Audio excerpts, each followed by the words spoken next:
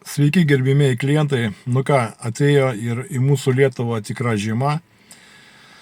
Šalčiai, toks oras jau senai pas mus nematytas, bet, kaip sakoma, kaip aš sakau savo klientams, kuris perka šilumos siurblius, ypač Oras vanduo, aš visada sakau, kad dabar toks laikotarpis, kada neaišku, ar čia klimato atšilimas, ar čia klimato atšalimas ir kokia bus žiema, čia, kaip sakoma, tai galima spėlioti. Ir dėl to reikia iš anksto, pati geriausiai iš anksto, kaip sakoma, apgalvoti visus šitos reikalus, ką darysim, jeigu bus labai šalta. Ir jau ne pirmas, aišku, atvejas toks, kada ypač nuo vakar jau pradėjo, šiandien daug labai sulaukiau skambučių, būtent dėl kažkokių problemų, kurie susidūrė su rekuperacija, su šilumos siurbliais, dažniausiai Oras vanduo, bet ir oras pasitaiko tipo. Tai kągi, aišku, tokie šaltis ir jau įranga ta jau, kaip sakoma, gali duoti kažkokią streikuoti arba, sakysim, būna problemų dėl to, kad blogai nustatyti parametrai neteisingai. Tai kad mes visada ant ryšio su mūsų klientais visada stengsimės padėti, visada stengsimės atsiųsti laikų meistrių arba ten, kad jie duotų konsultaciją ar nuotoliniu būdu, ar jeigu reikia atvažiuoti į vietą ir padėti tam dalykam.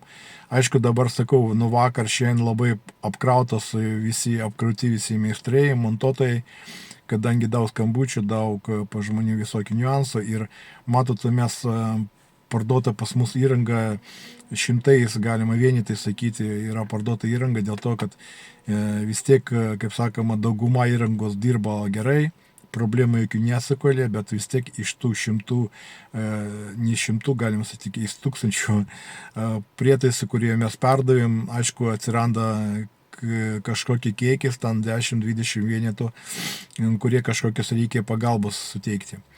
Ir žinokit, mes visada esame, kaip sakoma, ryšį. Mano telefonas, kaip sakoma, visada pajungtas, galima sakyti 7/24.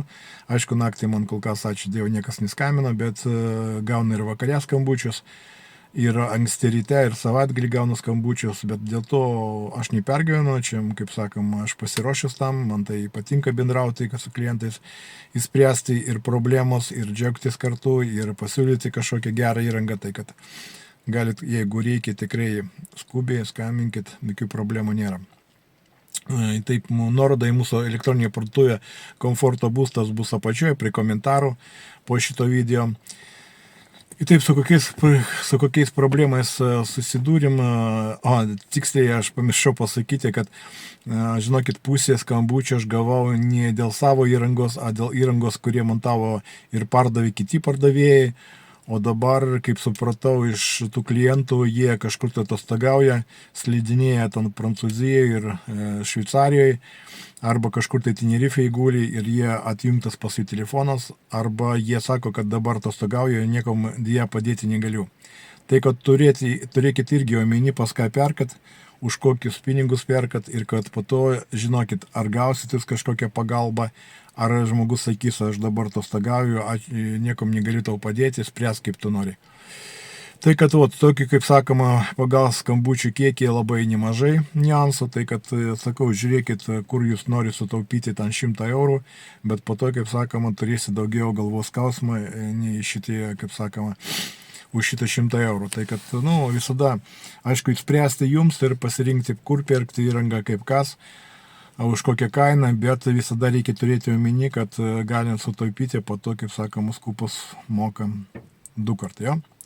Tai kokios problemos būdavo? Būdavo problemos taip, kad, sakysim, reikėjo iš naujo nustatinimą šilumos siurblio pakeisti, nes būdavo tokių dalykų, kur, sakysim, šilumos siurblis +-20 atsijunginėja, arba būna dažnai pastatyta prioritetyva, kad šilumos siurblys visą pirmą turi dirbti, šildyti patalpą, tik po to, kada jam užtenka galios, jis tada šildo vandenį boilerį. Ir dažnai būna taip, kad, sakysim, -20 laukia -18 laukia ir jam neužtenka pajėgumų šildyti vandenį.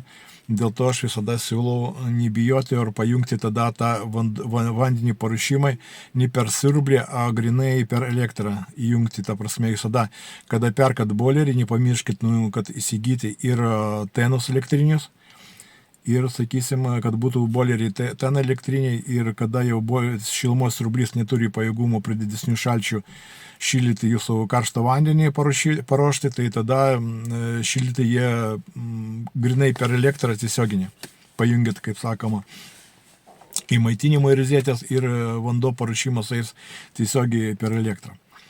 Tai kad, kaip minėjau, yra, kaip sakoma, nereikia bijoti, reikia suprasti, aš irgi nestebuklą darys, aš irgi, kaip sakoma, jeigu įranga netraukia, jo negali patraukti, aš stebuklų kažkokiu nepadarysiu, bet jeigu įmanoma kažką tai, kaip sakoma, padėti kažkom, tai kažkas tai pareguliuoti, kažką tai pataisyti, tai visada mes padėsim jums ir jokių problemų tikrai, kaip sakoma, spręsim ir manau, kad didelių problemų tikrai jums nesukels šitie dideli šalčiai.